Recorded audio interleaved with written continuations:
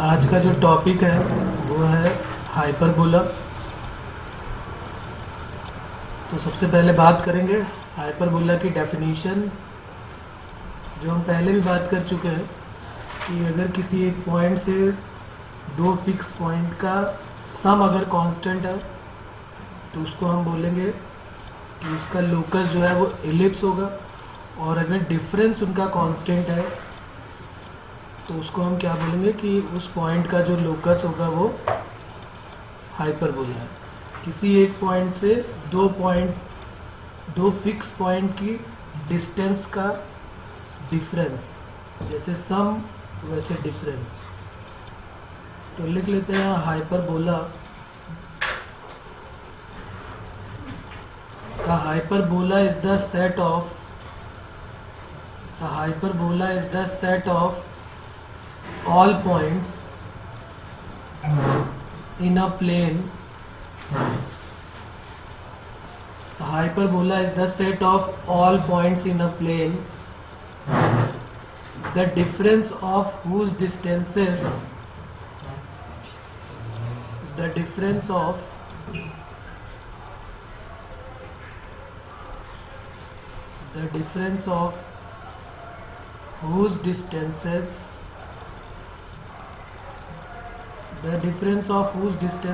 from two fixed point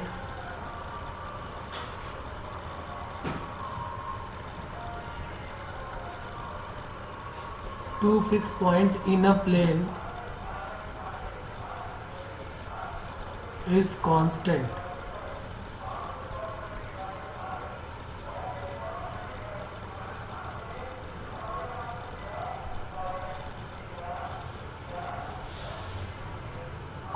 कोई point P है जिसका लोकस हमको फाइंड आउट करना है। एक कोई पॉइंट S है और एक S डैश है जो फोकाई है फिक्स पॉइंट।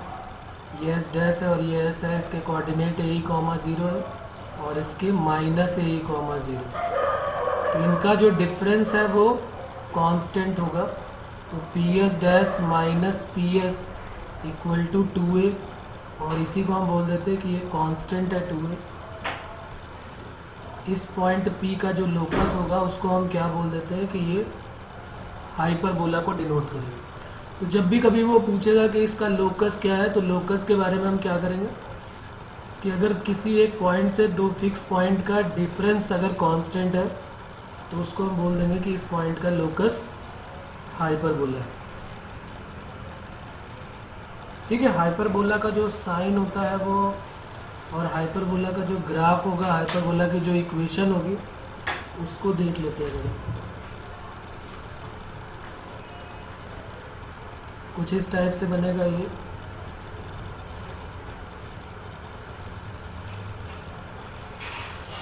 जैसे पैराबोला होता है ना, उसी को डबल में कर दीजिए तो वो हाइपरबोला बन जाता है।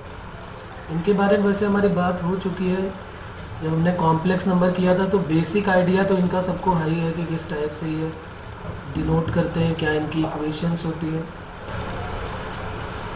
ये इसका सेंटर होता है जिसको 0 0 बोलेंगे। ये A और A डैश हो गए वर्टिसेस के कोऑर्डिनेट, इसके कोऑर्डिनेट A,0 और इसके -A,0। इस एक्सिस को जैसे मेजर एक्सिस और माइनर एक्सिस बोलते थे इलिप्स में, वैसे इसमें इसको ट्रांसवर्स एक्सिस बोलेंगे, और इसका नाम हो जाएगा कॉन्जुगेट एक्सिस। तो ये है ट्रांसवर्स एक्सिस और ये है कॉन्जुगेट एक्सिस। तो ये हो गया सेंटर। इसको क्या बोल देते हैं, ये जो A पॉइंट है इसको बोलेंगे वर्टेक्स, और दो हो जाएंगी फोकाई S और S डैश। S के कोऑर्डिनेट हो जाएंगे AE,0 और S डैश के कोऑर्डिनेट -AE,। दो डायरेक्ट्रिक्स हो जाएंगी x इक्वल टू, जैसे वहाँ पर इक्वेशन होती थी A/E और -A/E, तो ये डायरेक्ट्रिक्स हो जाएंगी x इक्वल टू A/E, और ये हो जाएगी x इक्वल टू माइनस ये A/E और ये x इक्वल टू -A/E। ये दो डायरेक्ट्रिक्स हो जाएंगे। ये है डायरेक्ट्रिक्स। तो देखिए बिल्कुल सेम फार्मूला वही बन रहा है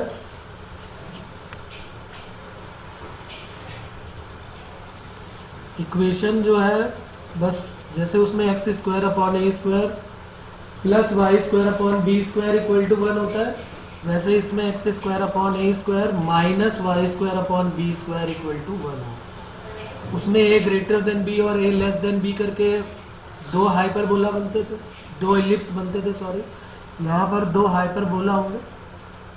इसमें ए ग्रेटर देन बी और ए लेस देन बी नहीं चलेगा, इन दोनों की इक्वेशंस अलग अलग होंगी। एक सिंपल हाइपरबोला हो जाएगा और एक हो जाएगा कॉन्जुगेट हाइपरबोला। ठीक है, तो अभी देखते हैं इन दोनों के बारे में।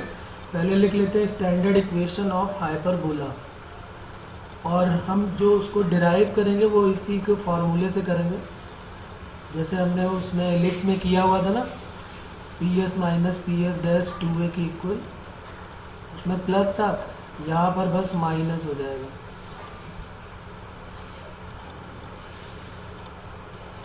तो नेक्स्ट हेडिंग हमारी हो जाएगी standard equation of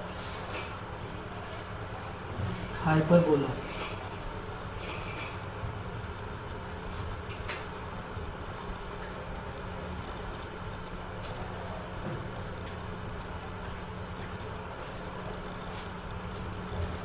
standard equation of hyperbola, और इसकी जो इक्वेशन होती है वो होती है x square upon A square minus y square upon B square equal to 1।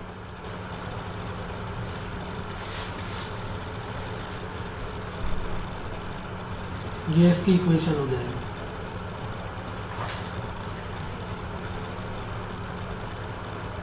उसमें प्लस होता था, इसमें सिर्फ क्या हो जाएगा, माइनस का डिफरेंस हो जाएगा। उसमें मेजर एक्सिस और माइनर एक्सिस थे, इसमें ट्रांसवर्स एक्सिस और कॉन्जुगेट एक्सिस हो जाएगा। तो अब जरा इसका ग्राफ ड्रॉ करते हैं और उसके बाद देखते हैं किस टाइप से ये डिराइव हुआ है।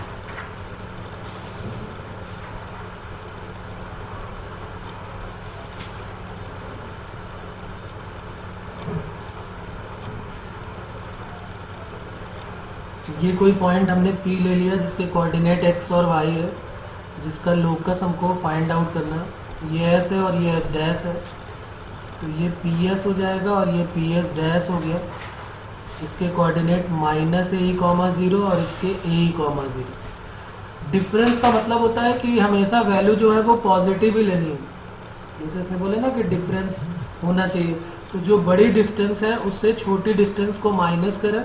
ये लिखा हुआ है PS dash minus PS equal to 2a, तो वही काम यहाँ पर भी कर लेते हैं। PS dash minus PS equal to 2a, ये इसके लोकस का हो जाता है। ठीक है, तो PS dash minus PS equal to 2a, P के कोऑर्डिनेट पता है हमको, S के कोऑर्डिनेट भी पता है और S डैश के कोऑर्डिनेट भी पता है। सबकी वैल्यू यहाँ पर पुट कर देते हैं।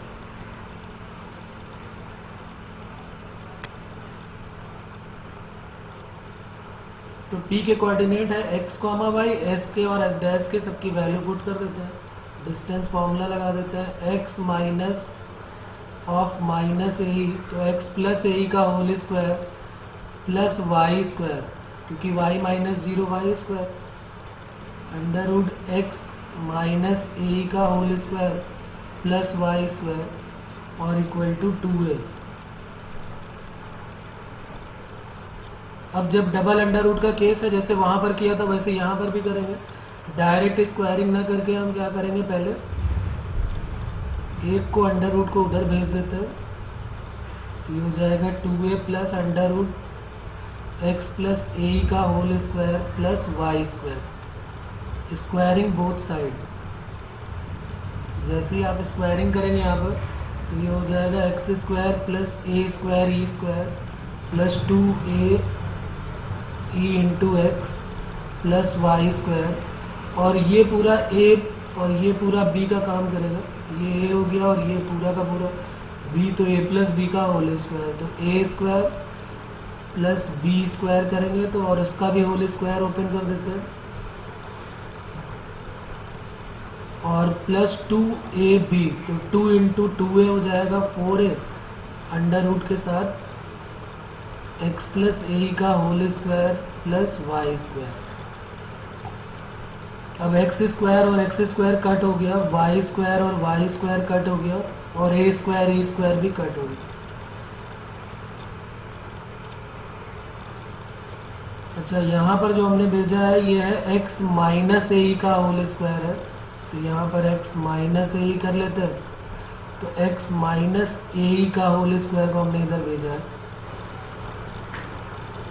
तो ये x माइनस ए हो गया। अब ये 2aex और ये माइनस का 2aex है, इसको वन साइड भेजेंगे, 4aex minus 4a square equal to 4a times under root x minus a का whole square plus y square. यहाँ पर 4a कॉमन ले लेते हैं, e x minus a 4a under root x square plus a square x square minus 2aex plus y square. ये 4a cut हो गया। Double under root के case में हमेशा स्क्वायरिंग बोथ साइड करते हैं और 2 बार करनी पड़ेगी, जैसे अभी हमने यहाँ पर किया, उसके बाद दोबारा फिर हमें करनी पड़ेगी। E square x square plus a square minus 2aex equal to x square plus a square e square minus 2aex plus y square. Minus 2aex भी कट हो गया, एक्स स्क्वायर वन साइड करेंगे तो e square minus 1 minus y square equal to a square common लेंगे, e square minus 1। A square into e square minus 1 से पूरे equation को divide कर देंगे, तो यहाँ लिख देते हैं divided by a square into e square minus 1 x square into e square minus 1 divided by a square e square minus 1 y square upon A square e square minus 1 equal to a square into e square minus 1। तो ये cut हो गया, ई square minus 1, तो x square upon ए square minus y square upon, इसको b square let कर लेंगे जैसे हमने इलिप्स में किया था, और यहाँ पे 1 आ जाएगा। ये हमने लेट कर लिया, b square equal to a square, उसमें 1 माइनस ई स्क्वायर आता था, इसमें ई स्क्वायर माइनस 1। ऐसा क्यों हो जाता है? क्योंकि यहाँ पर ई जो है वो ग्रेटर देन 1 हो जाता है, वहाँ पर ई लेस देन 1 था तो 1 माइनस ई स्क्वायर होता था, क्योंकि बी स्क्वायर तो पॉजिटिव है, तो जो वैल्यू है वो पॉजिटिव ही आनी चाहिए ना। तो ये जो है वो ए बी और ई में रिलेशन है, ये है relation between a b and e, ठीक है ना। ए बी और ई में भी सेम रिलेशन देखो बन रहा है, उसमें होता था b square equal to a square 1 minus e square, यहाँ पर सिर्फ क्या हो जाएगा ई स्क्वायर माइनस 1। और स्टैंडर्ड इक्वेशन ऑफ हाइपरबोला क्या हो जाएगी, x square upon A square minus y square upon B square equal to 1।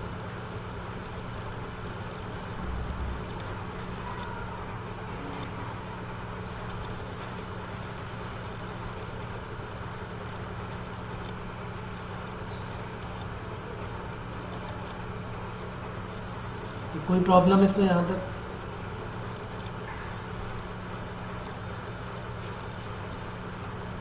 ई सबको पता ही है कि ई क्या होती है, इसेंट्रिसिटी। ओके,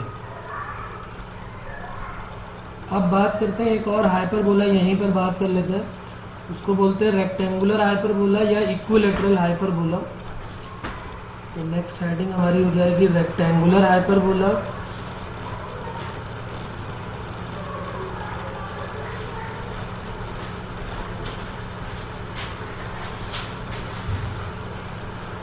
रेक्टेंगुलर हाइपरबोला, और इसको एक और नाम से जानते हैं इक्विलैटरल हाइपरबोला।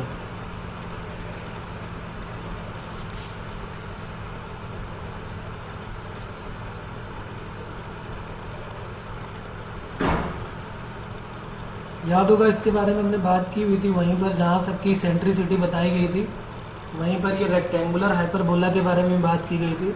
और वहाँ मैंने ये बताया था कि इसकी सेंट्रिसिटी जो होती है वो फिक्स होती है और वो √2 होती है। वो कैसे हो जाएगी वो अभी बात करते हैं। पहले बात करते हैं कि रेक्टेंगुलर हाइपरबोला क्या होता है।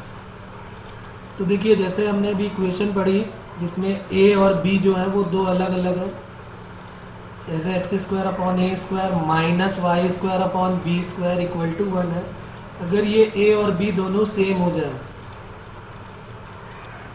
ठीक है, अगर a और b जो है इन दोनों में सेम हो जाए, जो ये इक्वेशन है हमारे पास, उसमें a और b जो है वो हम सेम कर दें।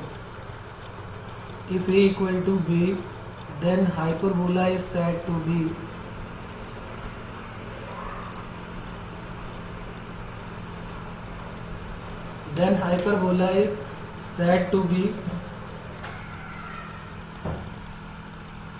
then hyperbola is said to be equilateral hyperbola or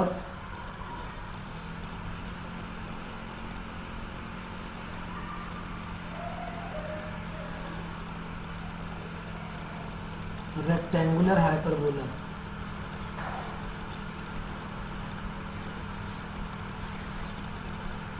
ये जो ए और बी है ना, इन्हीं को हम क्या बोलते हैं, वहां पर बोलते थे मेजर एक्सिस और माइनर एक्सिस। ए जो होता था वो सेमी मेजर एक्सिस और सेमी माइनर एक्सिस। ए जो है वो जैसे यहाँ पर मेजर और माइनर होते थे, यहाँ पर ट्रांसवर्स एक्सिस और कॉन्जुगेट एक्सिस। तो semi transverse axis equal to semi conjugate axis अगर है, ये semi transverse axis, length of semi transverse axis equal to length of semi conjugate axis. यही ए है और ये जो है वो बी है।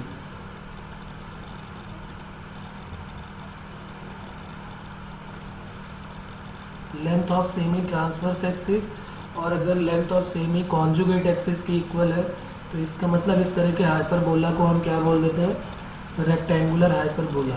तो इक्वेशन क्या बन जाएगी, equation of rectangular hyperbola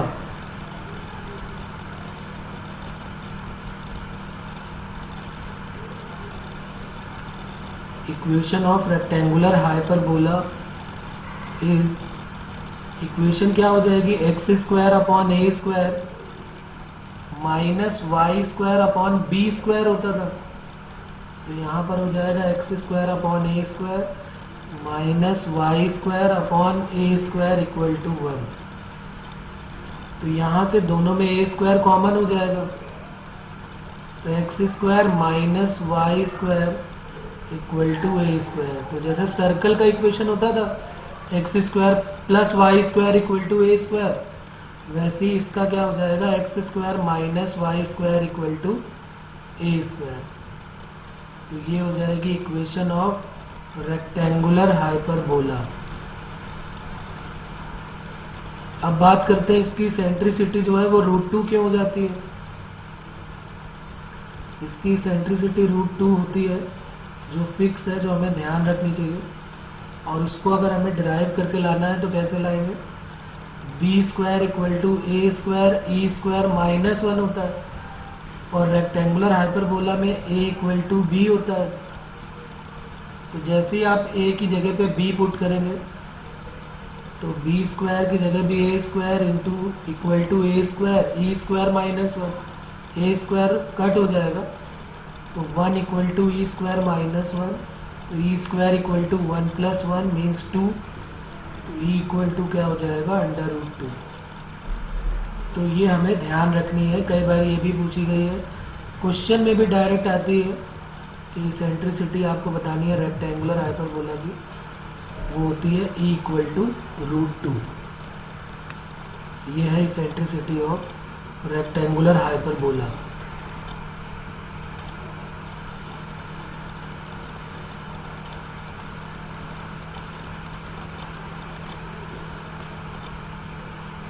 okay,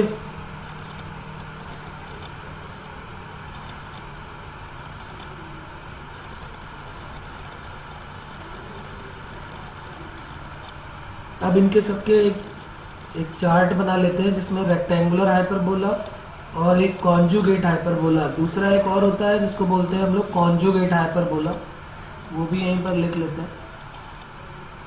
तो नेक्स्ट हेडिंग हमारी क्या हो जाएगी, कॉन्जुगेट हाइपरबोला।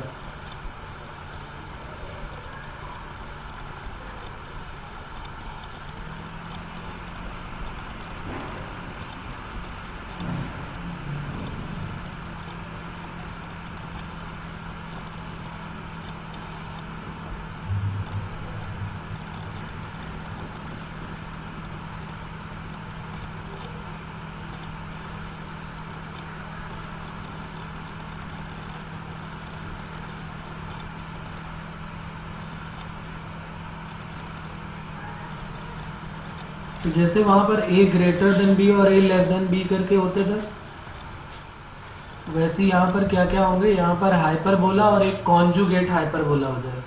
कॉन्जुगेट हाइपरबोला की इक्वेशन थोड़ी सी चेंज हो जाएगी और उसकी हाइपरबोला की इक्वेशन लिख देते हैं, क्या होगी, let the equation of hyperbola.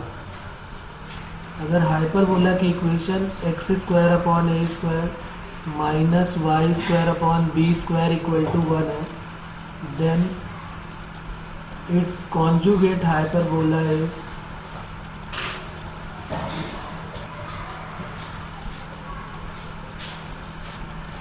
उसकी इक्वेशन हो जाएगी x square upon A square minus y square upon B square equal to -1। ये हो जाएगा कॉन्जुगेट हाइपरबोला की इक्वेशन।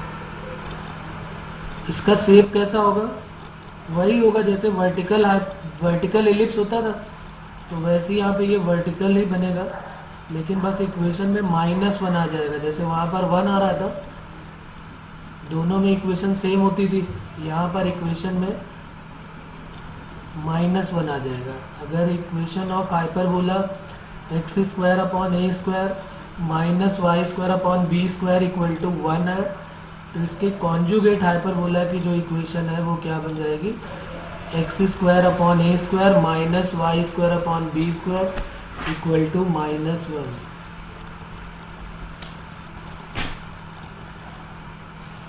इसका जो डायग्राम है वो कैसे बनेगा, हाइपरबोला और कॉन्जुगेट हाइपरबोला दोनों का बना देता हूँ मैं यहाँ पे। अगर हमने मान लिया कि ये एक्स एक्सिस और ये वाई एक्सिस है,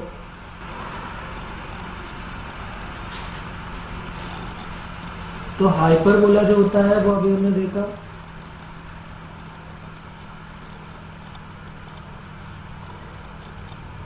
ये हमारा हाइपरबोला है।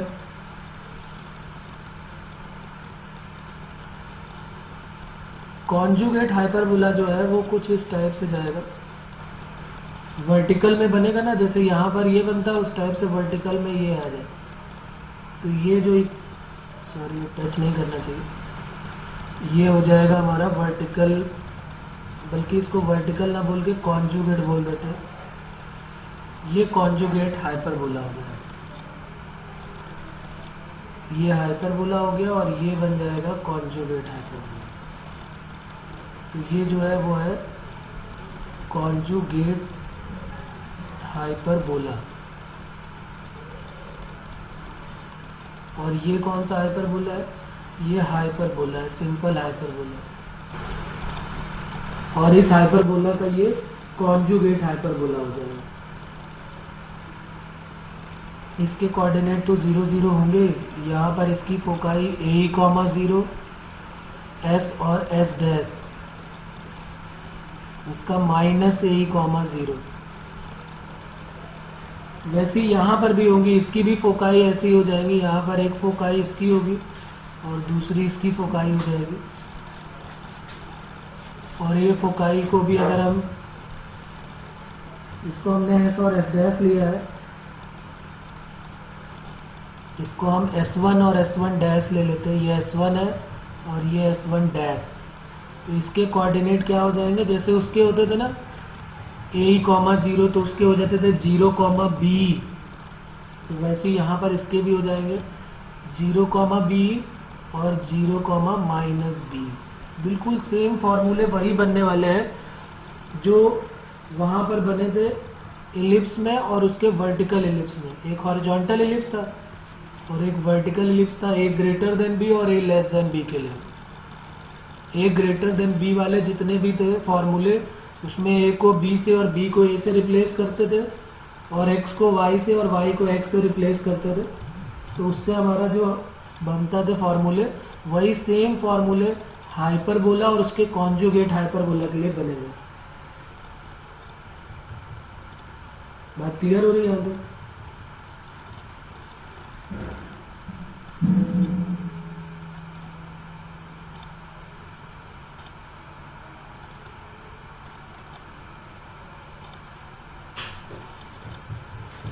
यहाँ पर एक और इम्पॉर्टेंट है पॉइंट, वो भी यहाँ पर लिख लेते हैं कि इनसे बनने वाला जो बनेगा ये है,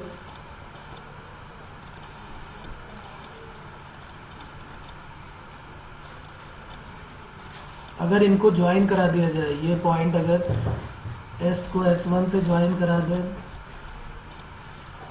फिर यहाँ पर S1 को ये S डैश और S से इन सबको ज्वाइन करा दिया जाए, एक इस पॉइंट को इससे ज्वाइन करा दिया जाए और एक ये पॉइंट को इससे ज्वाइन करा दिया जाए,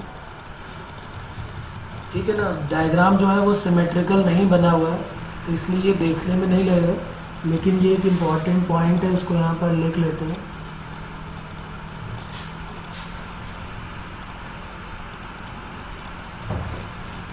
The foci of hyperbola and its conjugate hyperbola are concyclic and form the vertices of square। मतलब ये जो है एक स्क्वायर बनेगा, S1 S dash S1 dash, ये जो बनने वाला है ये एक स्क्वायर बनेगा। तो लिख लेते हैं वही पॉइंट यहाँ पर, द फोकाई ऑफ, ये एक बार जेईई में क्वेश्चन पूछा गया है, इम्पॉर्टेंट पॉइंट है, खास ध्यान रखेंगे इसका। The foci of hyperbola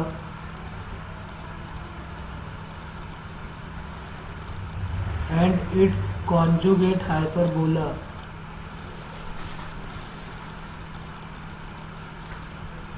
the foci of hyperbola and its conjugate hyperbola are कॉनसाइक्लिक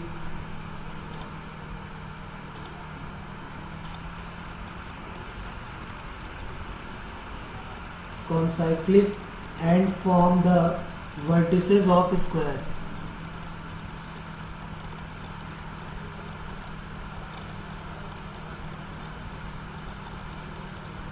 ये एक स्क्वायर बनाते हैं, ऐसा हमको ध्यान रखना है।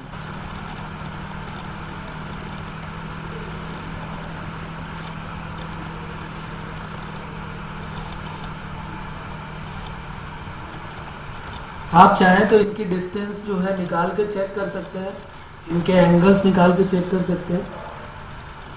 आपको ये प्रूव करके देखना है कि S1 S1 डैश और S डैश जो है वो एक स्क्वायर बनेगा।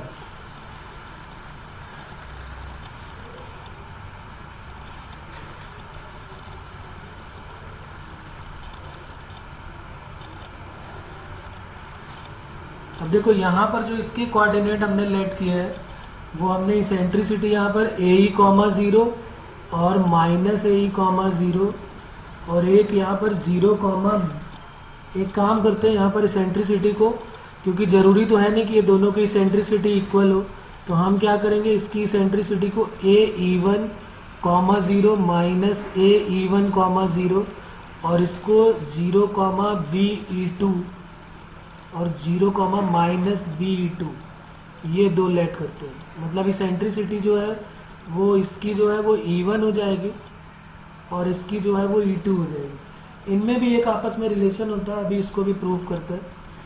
ये जो है E1 क्या है, इसेंट्रिसिटी जो है वो किसकी है, यहाँ लिख लेते हैं। E1 जो है वो इसेंट्रिसिटी ऑफ हाइपरबोला है और E2 जो है वो इसेंट्रिसिटी ऑफ कॉन्जुगेट हाइपरबोला है, इसेंट्रिसिटी ऑफ कॉन्जुगेट हाइपरबोला।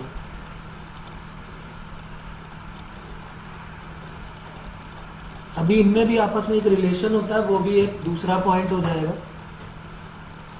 ये तो फर्स्ट पॉइंट हो गया, दूसरा पॉइंट भी लिख लेते हैं। E1 and E2 are the eccentricity of hyperbola and its conjugate hyperbola. E1 and E2 are the eccentricity of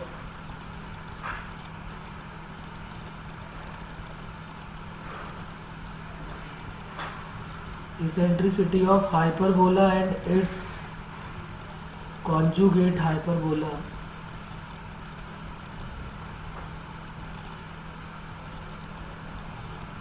then एक रिलेशन है, वो हमें याद रखना है, 1/E1 square plus 1/E2 square equal to 1।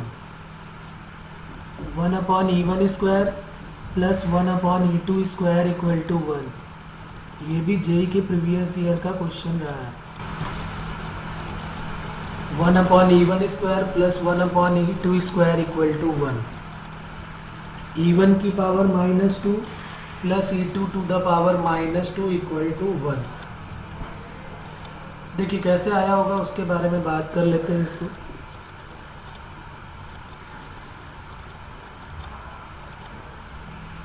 लिख लेते हैं यहाँ पर इसका प्रूफ।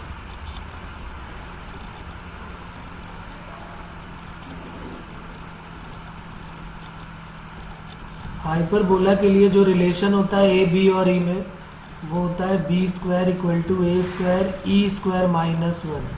तो हाइपरबोला की सेंट्रिसिटी E1 लेट किया हुआ, तो ये हो जाएगा b square upon A square equal to E1 square -1। यहाँ पर क्या हो जाएगा, E1 square equal to b square upon A square plus 1। तो ये बन जाएगा a square plus b square upon e square. लेकिन हमें तो 1/E1 स्क्वायर चाहिए, तो रिवर्स कर देते हैं, ए स्क्वायर अपॉन ए स्क्वायर प्लस बी स्क्वायर। ये 1/E1 स्क्वायर की वैल्यू आ गई। सिमिलरली अगर हम इसके कॉन्जुगेट हाइपरबोला की बात करेंगे, तो जहाँ जहाँ पे ए है वहाँ पर बी आ जाएगा, और जहाँ जहाँ पर बी है वहाँ पर ए आ जाएगा। सिमिलरली इट्स कॉन्जुगेट हाइपरबोला, जिसकी सेंट्रिसिटी हमने E2 लेट की हुई है, तो 1/E2 स्क्वायर इक्वल टू जहाँ पर ए है वहाँ पर बी आ जाएगा, और जहाँ पर बी है वहाँ पर ए आ जाएगा। ये इक्वेशन सेकंड हो गई। दोनों को ऐड कर देते हैं, क्योंकि हमको क्या प्रूव करके लाना है, 1/E1 square plus 1/E2 square. ये E2 स्क्वायर है, 1/E1 square plus 1/E2 square equal to 1। Add कर दिया हमने फर्स्ट एंड सेकंड को, तो बन गया 1/E1 square plus 1/E2 square, a square upon A square plus b square upon B square plus a square. LCM ले लिया a square plus b square, तो ये बन जाएगा a square plus b square. इसको अगर हम इससे कट कर देंगे तो a square plus b square cut हो गया। तो हमारा रिलेशन क्या बन गया, 1/E1 square plus 1/E2 square, 1/E1 square plus 1/E2 square equal to 1। ठीक है,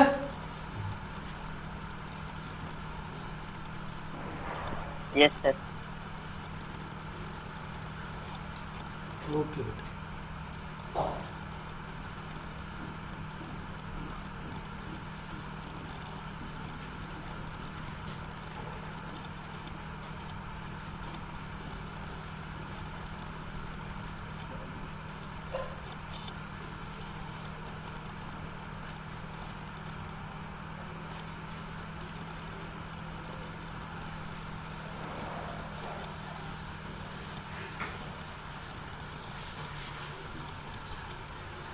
अब इसका एक चार्ट बना लेते हैं, जिसमें हम दोनों के फॉर्मूले एक साथ लिख लेंगे। तो लिख लेते हैं comparison of hyperbola and its conjugate hyperbola. Next heading हमारी हो जाएगी comparison of hyperbola and its conjugate hyperbola.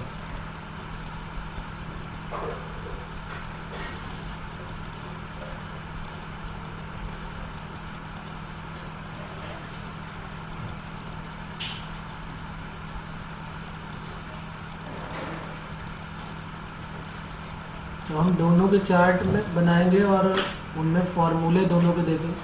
ये हमने इस तरह का काम हमने एलिप्स में किया हुआ था, इसमें हमने a ग्रेटर देन b और a लेस देन b दोनों के लिए फॉर्मूले बनाए हुए थे। वैसे ही सेम यहाँ पर भी बनाएंगे। तो एक बना लेते हैं सीरियल नंबर का, ये हो गया सीरियल नंबर। फिर दूसरा फंडामेंटल्स,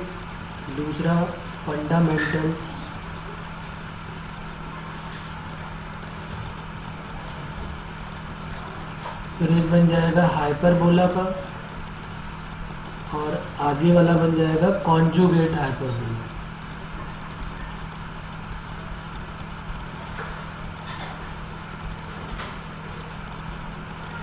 तो ये चार हमारे पास बन जाएंगे। इन्हीं में सबके फॉर्मूले हमको लिखने हैं एक साथ। सर थोड़ा ऊपर कर लो ना सर।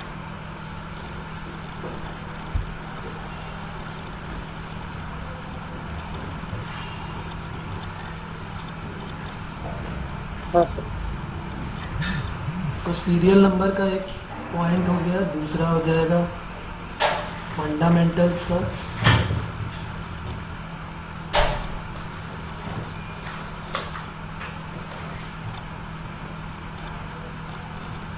फिर एक बन गया हाइपरबोला का और एक बन गया कॉन्जुगेट हाइपरबोला।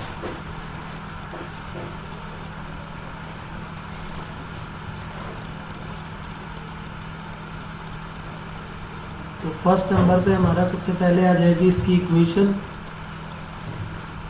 तो इक्वेशन तो अभी हमने खैर लिख ली हुई है। अच्छा, ये फंडामेंटल में हम इसको लिखते हैं इक्वेशन को। ये तो सीरियल नंबर हो गया हमारा। फंडामेंटल में इक्वेशंस लिखते हैं दोनों की।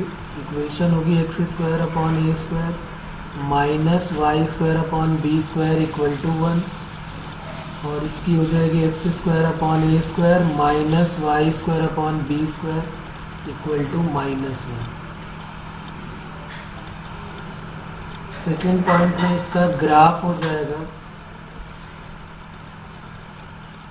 ग्राफ में हाइपरबोला का ग्राफ अभी हमने देखा था और उसका कॉन्जुगेट का भी देखा हुआ है, वही सेम बन जाएगा यहाँ पर। ये हो गया हाइपरबोला,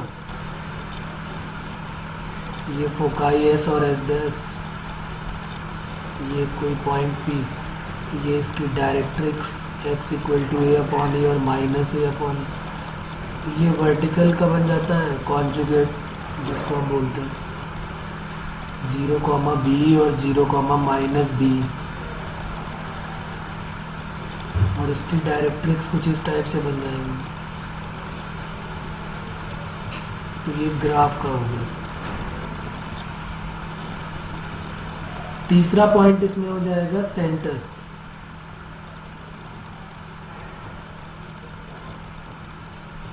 तो सेंटर दोनों के क्या दिख रहे हैं हमको, ये सेंटर है, इसका सेंटर 0, 0 और इसका भी सेंटर 0, 0। फोर्थ पॉइंट पे क्या हो जाएगा, लेंथ ऑफ ट्रांसवर्स एक्सिस और लेंथ ऑफ कॉन्जुगेट एक्सिस। ये हो गया लेंथ ऑफ ट्रांसवर्स एक्सिस। तो इसका ट्रांसवर्स एक्सिस का लेंथ, जैसे उसमें मेजर एक्सिस और माइनर एक्सिस होता था 2a और 2b, वैसे यहाँ पर हो जाएगा लेंथ ऑफ ट्रांसवर्स एक्सिस और length of conjugate axis.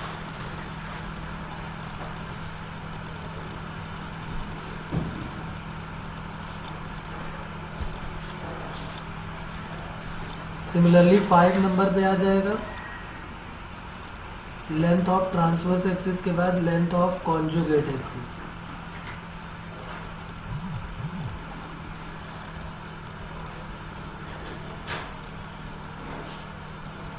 Change हो जाएगा, यहाँ पर 2b और यहाँ पर 2a आ जाएगा। फिर फोकाई के कोऑर्डिनेट हो जाएंगे, 6 नंबर पे आ जाएगा कोऑर्डिनेट ऑफ फोकाई।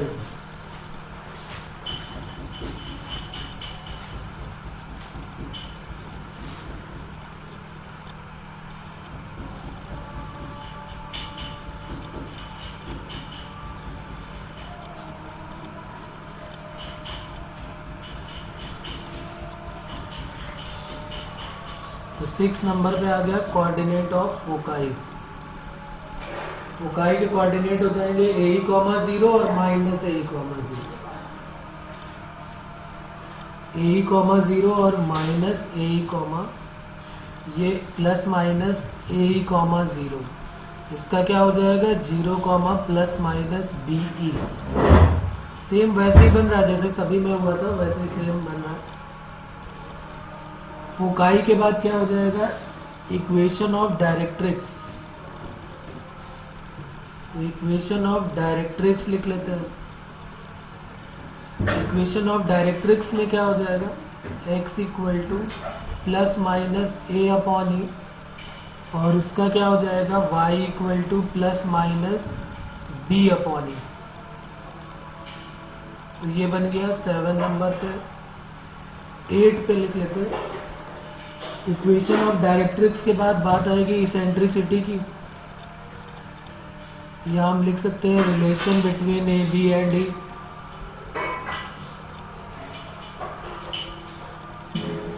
तो यहाँ पर बन जाएगा B² equal to A² E² -1, और यहाँ पर बन जाएगा A² equal to B² E² -1।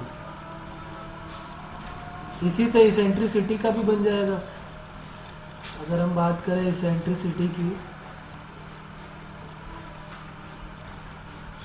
तो इसेंट्रिसिटी अभी हमने ऊपर निकाला था। यहाँ पर इसेंट्रिसिटी की वैल्यू आई थी A² प्लस B², ये लिखा हुआ है यहाँ पर। E² इक्वल टू क्या आता है A² प्लस B²/E²। यहाँ से E की वैल्यू लिख सकते हैं ना हम लोग, √A² प्लस B²/A², या फिर हम इसको लिख सकते हैं 1 प्लस B²/A²। वही यहाँ पर भी लिख देते हैं। इसेंट्रिसिटी हो जाएगा E equal to √1 plus B²/A², और यहाँ पर 1 प्लस A²/E²।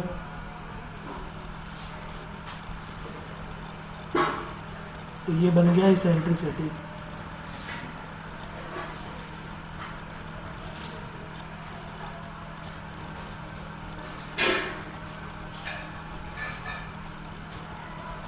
टेन नंबर पे लिख लेते हैं नेक्स्ट।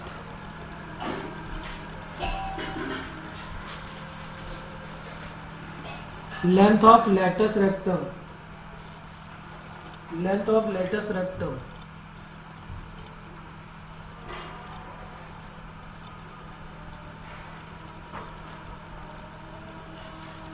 उसमें भी फॉर्मूला जो होता था वही सेम यहाँ पर भी है। वहां पर लेटस रेक्टम का फॉर्मूला होता था 2B²/A।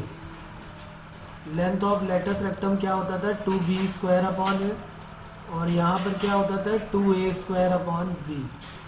तो लेंथ ऑफ लेटस रेक्टम ये हो जाएगा।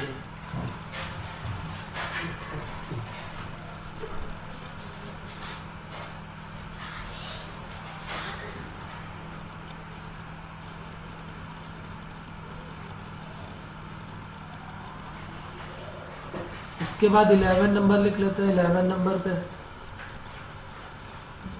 Parametric coordinates.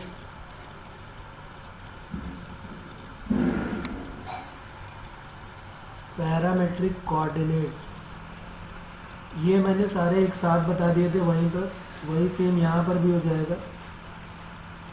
A sec theta, B tan theta, ये चारों के लिए एक साथ सर्कल में लिख दिए गए थे। A sec theta, B tan theta, और यहाँ A की जगह B से रिप्लेस हो जाएगा, तो B sec theta, A tan theta. क्योंकि यहाँ पर इक्वेशन चेंज हो गई है ना, तो इक्वेशन को सेटिस्फाई करने के लिए A और B अलग अलग होंगे। जबकि इलिप्स में क्या होता था, दोनों में सेम होता था। A cos theta comma b sine theta, दूसरे में भी a cos theta comma b sine theta, लेकिन यहाँ पर पैरामेट्रिक कोऑर्डिनेट्स चेंज हो जाएंगे। क्यों? इक्वेशन चेंज हो गई ना, इसलिए। यहाँ पर इक्वेशन है x square upon A square minus y square upon B square equal to 1 लाना है, और यहाँ पर एक्स स्क्वायर अपॉन ए square minus y square upon B square minus 1 लाना है, तो इसलिए यहाँ पर ए और बी चेंज हो गए। उसके बाद आगे लिखते हैं नेक्स्ट, फोकल रेडियाई या फोकल डिस्टेंसेस जिसको बोलते थे। तो नेक्स्ट नंबर हो जाएगा हमारा 12।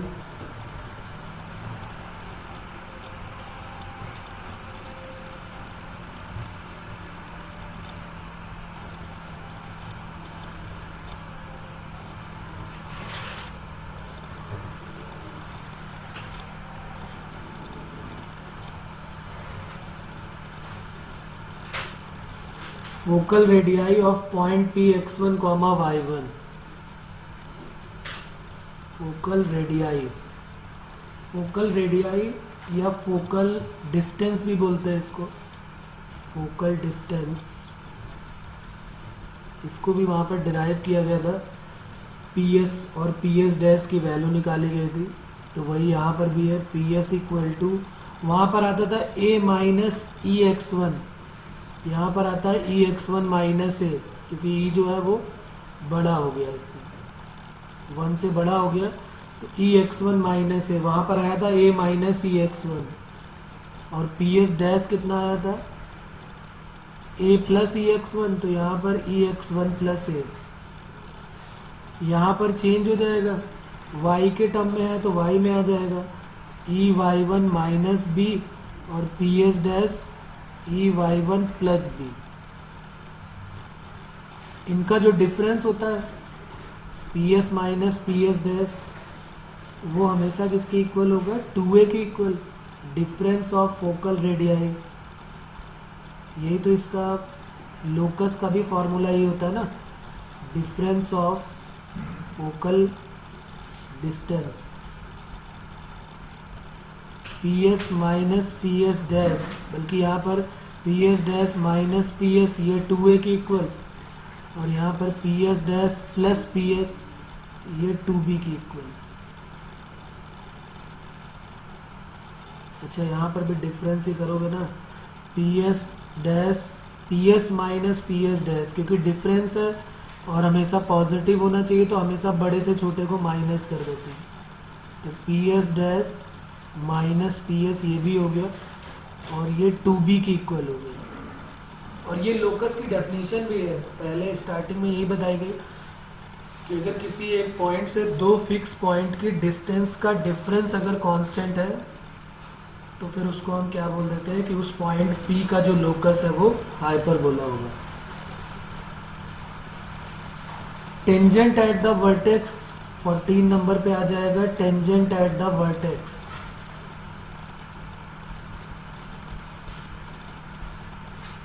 वर्टेक्स पे टेंजेंट की इक्वेशन बताओ क्या होगी, ये यहाँ पर देख लेते हैं। वर्टेक्स हमारा ये है और इस पे टेंजेंट चाहिए, तो ये वर्टेक्स है, इस पे टेंजेंट लेंगे तो ये हो जाएगी, ये वर्टेक्स है, इस पे टेंजेंट लेंगे तो ये हो जाएगा। तो x इक्वल टू ए, ये क्या बन जाएगी? Tangent x equal to a, और ये x इक्वल टू माइनस ए।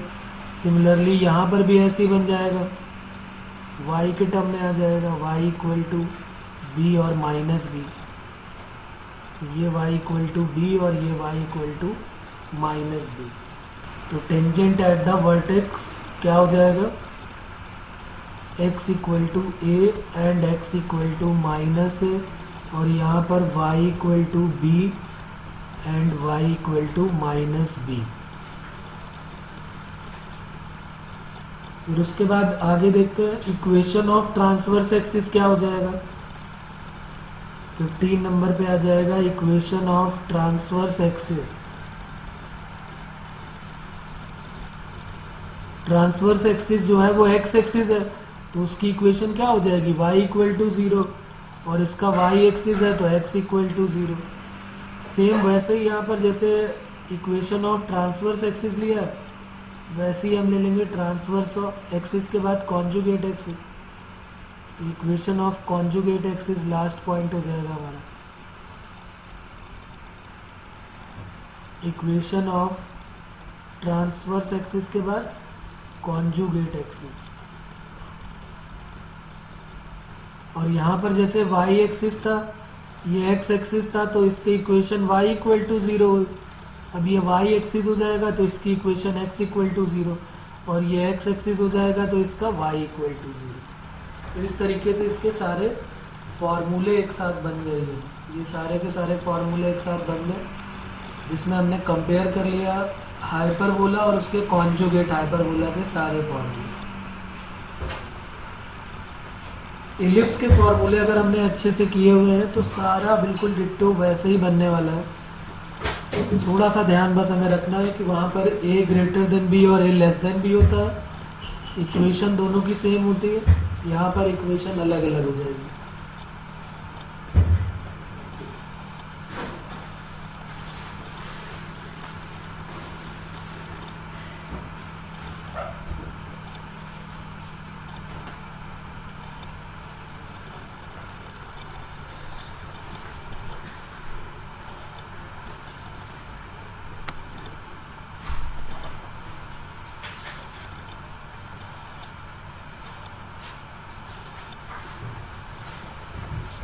अब बात ये आती है कि भाई फॉर्मूले जो है क्या स्टैंडर्ड हाइपरबोला या स्टैंडर्ड कॉन्जुगेट हाइपरबोला ही होगा।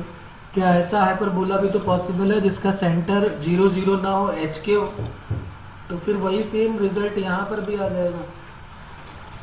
x को x माइनस एच से रिप्लेस कर देंगे और y को y माइनस के से। तो यहाँ पर जो फॉर्मूला है वो कब के लिए हो जाएगा, जब सेंटर के कोऑर्डिनेट हमको 0 0 नहीं मिलेंगे। तो लिख लेते हैं equation of hyperbola whose axis are parallel to coordinate axis. Equation of hyperbola whose axis are parallel to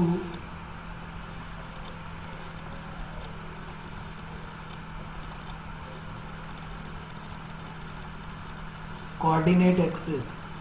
Coordinate axis means x axis or y axis, and center is h, k.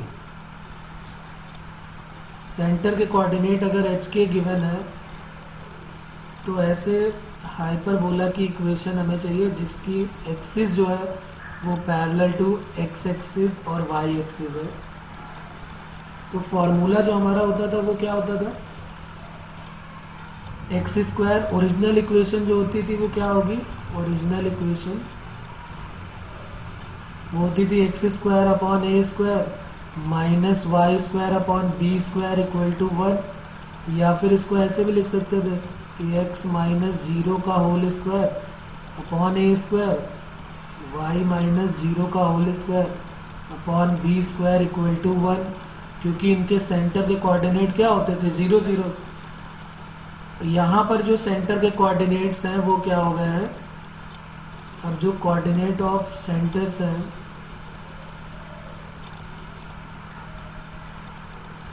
वो हो गए h और k। तो इसी फॉर्मूले में जहाँ जहाँ पर 0 0 दिख रहा है वो वहाँ पर हम h और k पुट कर देते हैं। Then equation is x minus h का होल स्क्वायर अपॉन ए स्क्वायर y माइनस के का whole square upon B square equal to 1। ये हाइपरबोला की न्यू इक्वेशन आ जाएगी जिसके सेंटर के कोऑर्डिनेट अब 0 0 नहीं होंगे, अब इसके सेंटर के कोऑर्डिनेट क्या हो गए, एच के हो गए। ये हमारी न्यू इक्वेशन आ जाएगी और इसका एक्सिस जो है वो पैरेलल टू एक्स एक्सिस और वाई एक्सिस ही होगा। तो इस टाइप के क्वेश्चन भी पूछे जाएंगे। हमेशा ज़रूरी नहीं कि सेंटर जो है वो 0 0 ही हो। इसका जो ग्राफ है वो कुछ इस टाइप से बन जाएगा कि भाई ये तो हमारा ओरिजिनल एक्स एक्सिस और वाई एक्सिस हो गया, ये एक्स एक्सिस और ये वाई एक्सिस हो गया, लेकिन यहाँ पर जो है वो न्यू हाइपरबोला फॉर्म हो गया जिसके सेंटर के कोऑर्डिनेट एच के हो गए और ये हाइपरबोला बन गया। तो इसकी सब कुछ चेंज होने वाली है। इसकी कोऑर्डिनेट ऑफ फोकाई चेंज हो जाएगी, इक्वेशन ऑफ डायरेक्ट्रिक्स चेंज हो जाएगी, ये सब चेंज हो जाएंगे। इन पे बेस्ड क्वेश्चन भी हम लोगों ने जैसे इलिप्स में किए थे वैसे ही सेम यहाँ पर भी करेंगे।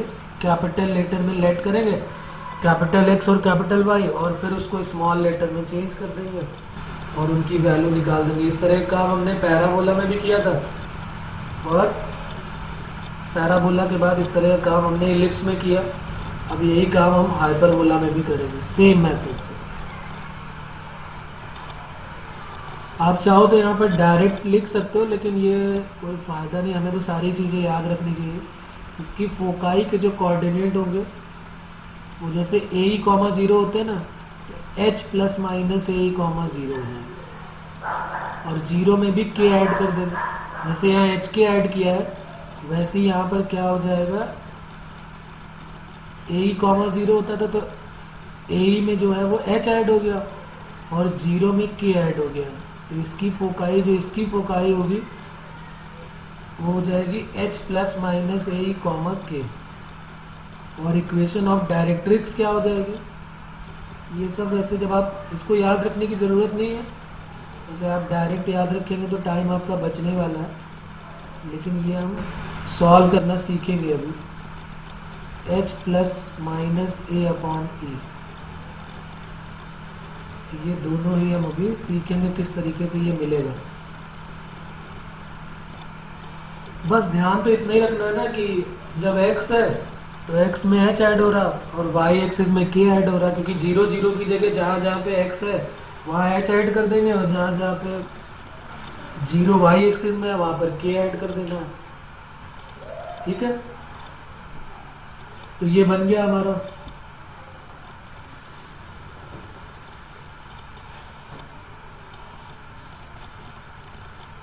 उसके बाद एक यहाँ पर और पॉइंट आता है, उसके बारे में बात करते हैं थोड़ा सा।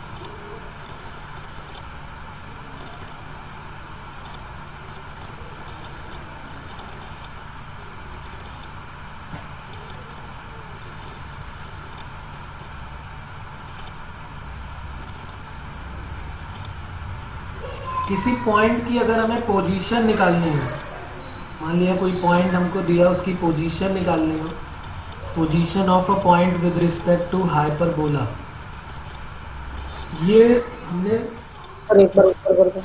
ये हमने सर्कल में भी सीखा, पैराबोला में भी सीखा, एलिप्स में भी सीखा कि किसी पॉइंट की पोजीशन कैसे निकालते हैं। आपको याद होगा कि पहले उसको एस लेट कर लेते हैं और फिर S1 देखते हैं, S1 ग्रेटर देन 0 है कि S1 लेस देन 0 है कि S1 इक्वल टू 0। यहाँ पर थोड़ी सी कहानी चेंज हो जाएगी, तो ये एक इम्पॉर्टेंट पॉइंट यहाँ पर और हो जाएगा। तो नेक्स्ट हेडिंग हमारी हो जाएगी पोजीशन ऑफ अ पॉइंट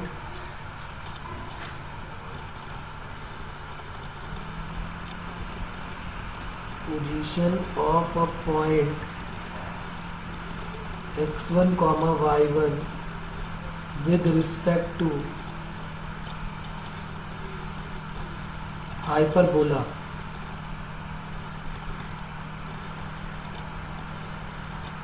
एक हाइपरबोला हमको गिवन होगा और एक कोई पॉइंट गिवन होगा और उस पॉइंट की हमको पोजीशन चेक करके बतानी है कि वो पॉइंट इनसाइड लाई कर रहा है कि आउटसाइड लाई कर रहा है कि ऑन द हाइपरबोला है। तो अभी तक जो हमने किया था इसमें थोड़ा सा चेंज हो जाएगा। देखिए क्या चेंजेस होंगे इसमें, थोड़ा सा उल्टा हो जाएगा। वहाँ पर S1 अगर ग्रेटर देन 0 होता था तो हम कह देते थे कि पॉइंट जो है वो आउटसाइड है, यहाँ पर इनसाइड हो जाएगा। क्यों हो जाएगा उसका एक्सप्लेनेशन भी है, बहुत इजी सा है, क्योंकि यहाँ पर माइनस का डिफरेंस आएगा ना, तो वो थोड़ी सी चेंजेस यहाँ पर हो जाएगी। तो लिख लेते हैं यहाँ पर जो हमारे पास इक्वेशन है वो लिखते हैं पहले यहाँ पे। Let the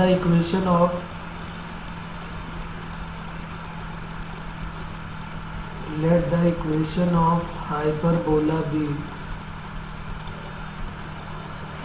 x square upon A square minus y square upon B square equal to 1 and given point be x1 comma y1। तो हम क्या करते थे, सबसे पहले हम s लेट करते थे और s को कहते थे कि भाई s जो है वो कर्व की इक्वेशन है। तो कर्व की इक्वेशन है x square upon A square minus y square upon B square equal to 1, ये कर्व की इक्वेशन है। फिर हम S1 ढूंढते थे। S1 कैसे मिलता था, x की जगह पे x1 और y की जगह पे y1 पुट कर देते थे, S1 मिल गया। अब इसके बाद जब S1 मिल जाता था उसके बाद हम बोलते थे कि भाई S1 अगर ग्रेटर देन 0 है तो सर्कल, पैराबोला और इलिप्स में क्या होता था, वो पॉइंट आउटसाइड द कोनिक्स होता था। लेकिन हाइपरबोला में थोड़ा सा चेंज हो जाएगा। इसको आपको लिखना है कि अगर S1 ग्रेटर देन 0 है तो पॉइंट लाइज इनसाइड द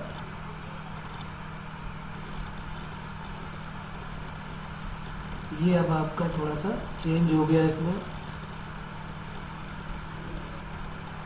ये एक इम्पॉर्टेंट पॉइंट हो गया जो दोनों से अलग है कि अगर S1 ग्रेटर देन 0 है तो पॉइंट लाई, जब तक अभी तक क्या होता था कि ग्रेटर देन 0 पे आउटसाइड होता था, लेकिन यहाँ पर अब हमको ध्यान रखना है S1 अगर इक्वल टू 0 है तो पॉइंट कहाँ पर लाई करेगा, point lie on the hyperbola.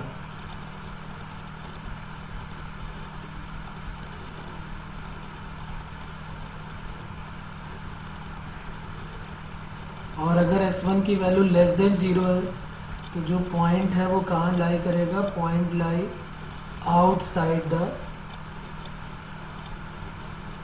Hyperbola.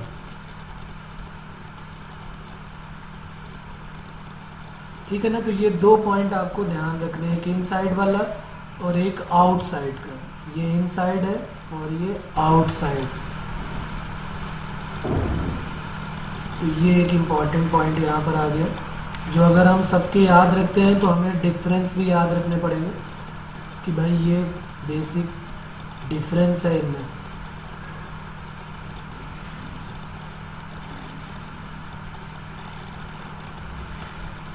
अभी तक S1 ग्रेटर देन 0 में क्या होता था, आउटसाइड, अब यहाँ पर है इनसाइड, और जहाँ लेस देन 0 होता था वहाँ इनसाइड होता था, लेकिन हाइपरबोला के केस में आउटसाइड। इक्वालिटी में कोई चेंज नहीं है, ऑन द है तो ऑन द ही है इसमें भी। अब देखिए ऐसा होता क्या, वो भी मैं आपको बता देता हूँ यहाँ पे कि ऐसा क्यों हो गया।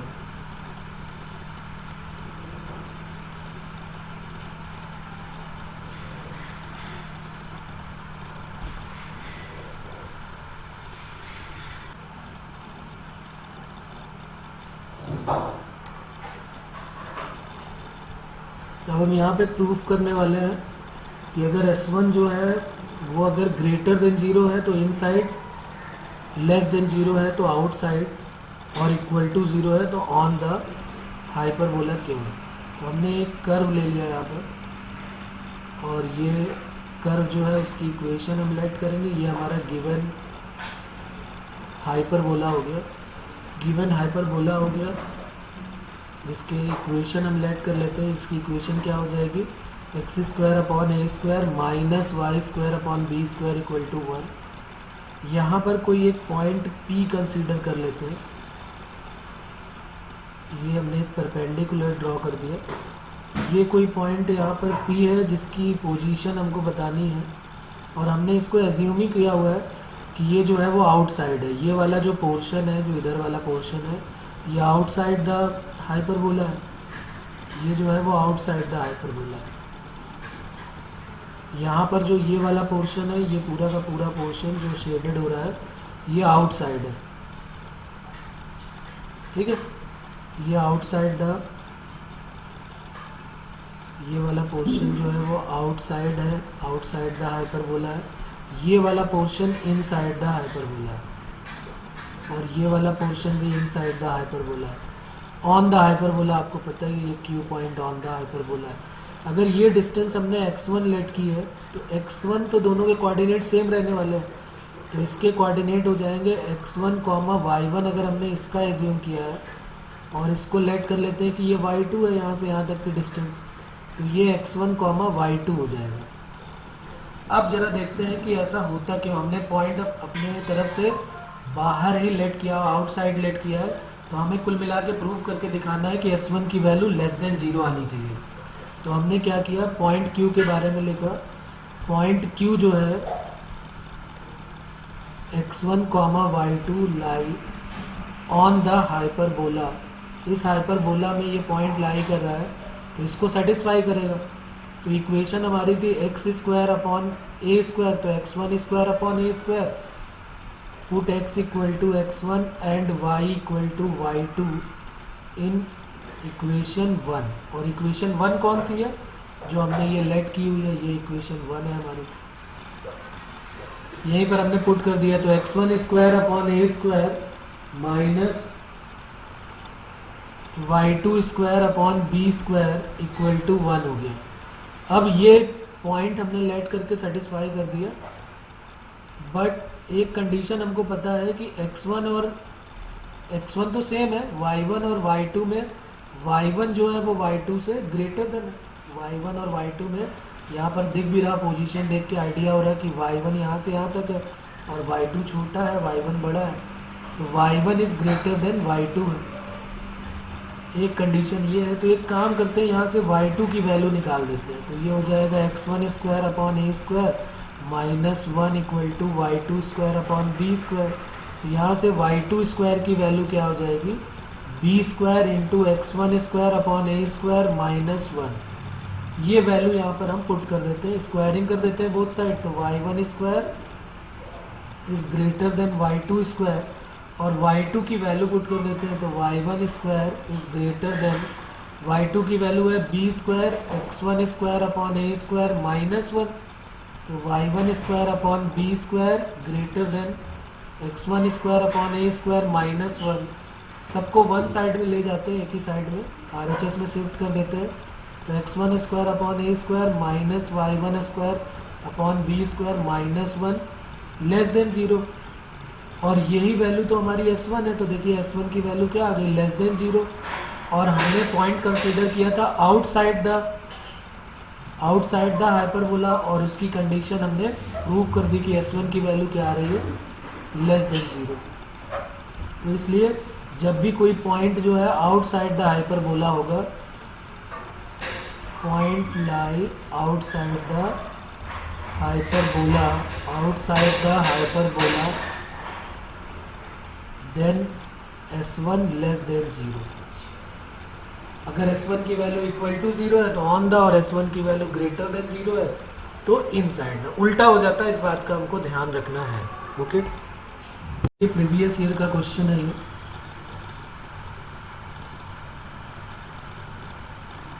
To circles are given,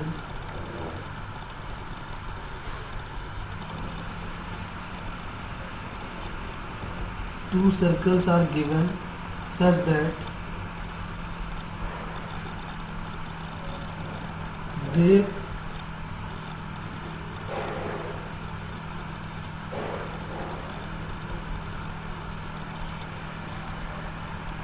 intersect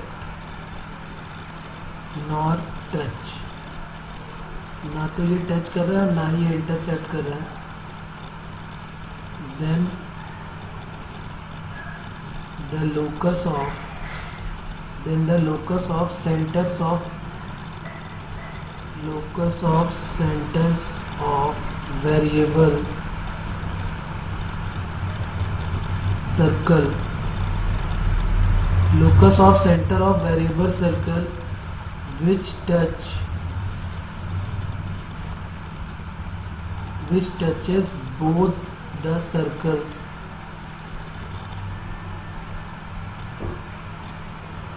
externally. अब अभी तो हमें पता है कि इसका जो आंसर होगा वो हाइपरबोला ही होगा, क्योंकि अभी हम हाइपरबोला कर रहे हैं। इस तरह क्वेश्चन इन्होंने एक बार उसमें भी कॉम्प्लेक्स नंबर में ही पूछा हुआ है। कई सारी चीज़ें कॉम्प्लेक्स नंबर से डायरेक्ट रिलेट हो जाती है, इसमें भी वही कुछ करना है। दोनों का मेथड एक ही है, दो सर्कल हमको गिवन है, वो दोनों ना तो एक दूसरे को टच कर रहे हैं और ना ही कट कर रहे हैं, तो हमने लेट कर लिया एक सर्कल हमारा ये हो गया। कोई इक्वेशन हमको नहीं गिवन है, कोई भी इक्वेशन हमको नहीं गिवन है।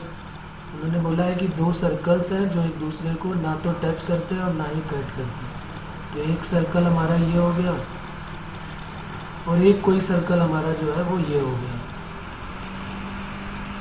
ये दो सर्कल हो गए, ना तो एक दूसरे को टच कर रहे हैं और ना ही कट कर रहे हैं। Identify the locus of centres of variable circle. एक ऐसा सर्कल है जो इन दोनों सर्कल्स को एक्सटर्नली टच कर रहा है।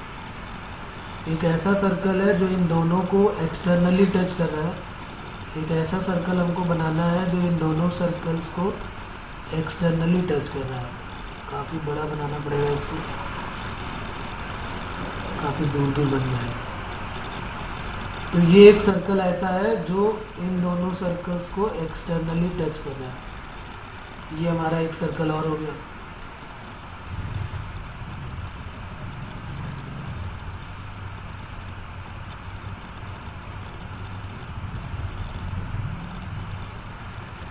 इस सर्कल को सेंटर नाम दे दिया, इस सर्कल को C2 और इसका नाम रख लिया C3। ये एक ऐसा सर्कल है जो इन दोनों सर्कल को एक्सटर्नली टच करता है।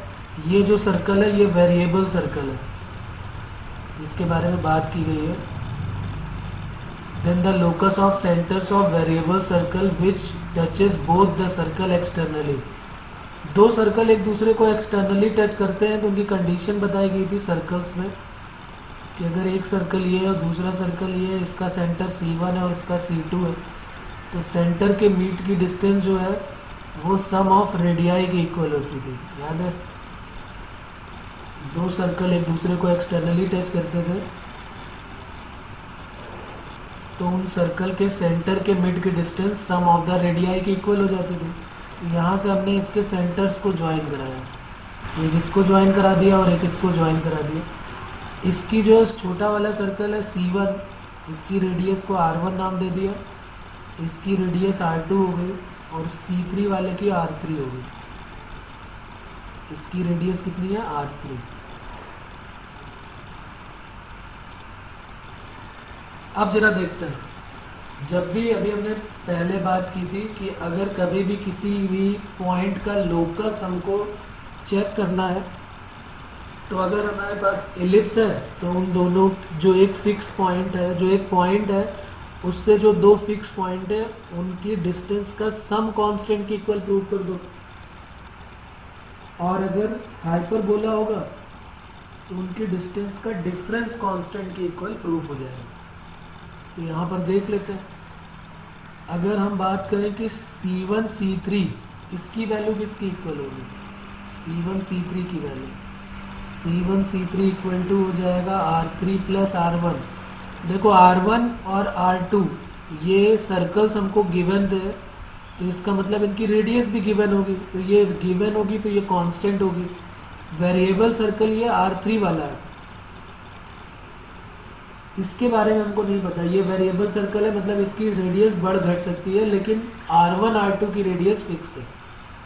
तो हमने C3 C1 की वैल्यू निकाली, वो आ गई R1 plus R3। C2 C3 की वैल्यू निकाली, वो आ गई R3 प्लस R2।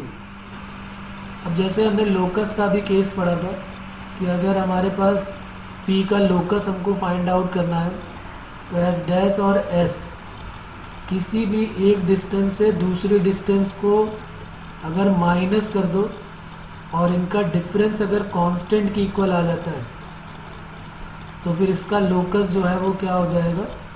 हाइपरबोला। ये हमने हाइपरबोला की डेफिनेशन अभी पढ़ी और इसी से जो है हमने हाइपरबोला की इक्वेशन भी डिराइव की है इसी से। तो यहाँ पर एक डिस्टेंस ये C1 C3 है, तो यहाँ पर बात हो गई कि भाई एक पॉइंट C3 का लोकस चाहिए हमको, इसका लोकस हमें निकालना है। एक कोई पॉइंट C1 है और एक कोई पॉइंट C2 है। अगर इन दोनों के डिस्टेंस का डिफरेंस हमने कांस्टेंट के इक्वल प्रूव कर दिया तो इसका मतलब ये पॉइंट जो C3 है उसका लोकस हाइपरबोला हो जाएगा। हमने क्या किया, C3 C1 और C3 C2 इनका डिफरेंस निकाला। C3 C1 minus C3 C2, जब इसका डिफरेंस निकालोगे आप तो R3 कट हो जाएगा, R3 माइनस R2, तो ये R3 कट हो गया, तो वैल्यू आ गई R1 माइनस R2। R1 और R2 दोनों गिवन थे तो ये कांस्टेंट थे, ये लिखा है ना ये गिवन है, तो ये गिवन है तो ये कांस्टेंट है। और अगर कांस्टेंट का डिफरेंस देखा जाएगा तो कांस्टेंट का डिफरेंस भी एक नया कांस्टेंट ही होने वाला है। तो किसी एक पॉइंट C3 से दो पॉइंट C1 और C2 जो कि फिक्स थे उनका डिफरेंस हमने कांस्टेंट प्रूव कर दिया।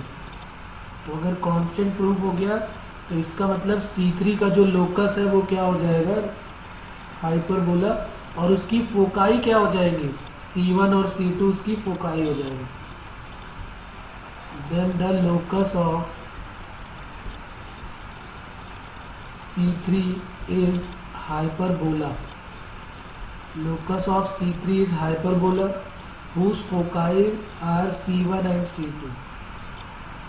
इसकी जो फोकाई अगर हमसे पूछी जाती तो वो हो जाती C1 and C2, क्योंकि ये S और S डैश क्या होती थी, ये फोकाई तो है S और S डैश। तो अगर किसी एक पॉइंट से दो फिक्स पॉइंट के डिफरेंस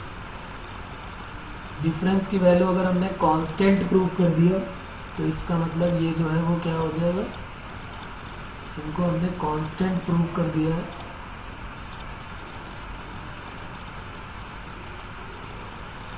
तो इसका लोकस जो है वो हाइपरबोला हो गया।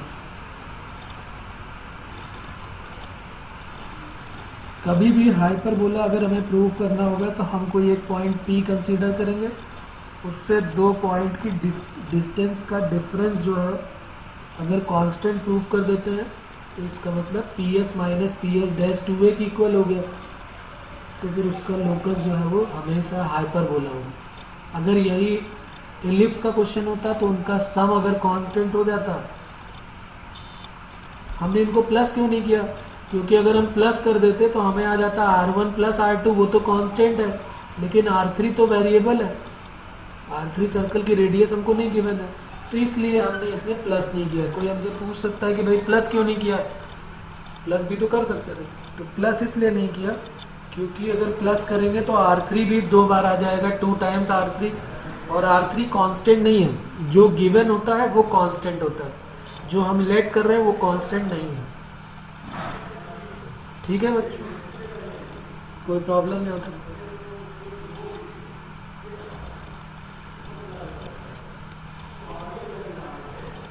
बाकी फिर नेक्स्ट टाइम पे करते हैं, आज इतना ही करते हैं।